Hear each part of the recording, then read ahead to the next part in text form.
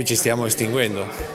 Ci stiamo estinguendo perché dagli ultimi dati del SER, del Servizio Epidemiologico Regionale, noi vediamo che le gravidanze c'è una denatalità. I dati sono chiari.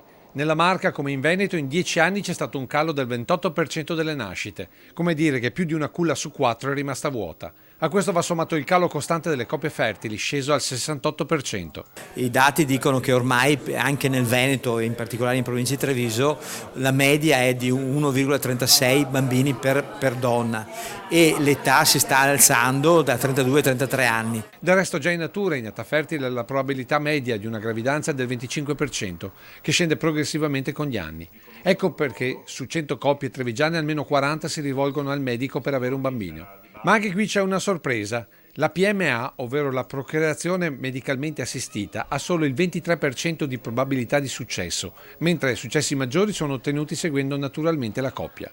L'esperienza di un anno è stata fatta dall'ULSS-2 su 2 gruppi di coppie. Coppie che seguivano la procreazione medicalmente assistita e un altro gruppo invece che seguiva i metodi naturali. Ebbene, abbiamo visto che il gruppo che seguiva i metodi naturali, naturalmente coppie che hanno un'infertilità inspiegata, quindi non con patologia organica, abbiamo visto che il gruppo che ha seguito i metodi naturali ha avuto più del 50% entro un anno una gravidanza. Dietro a questo dato sono davvero tanti i fattori e tra questi il forte impegno che le donne di oggi affrontano nella società.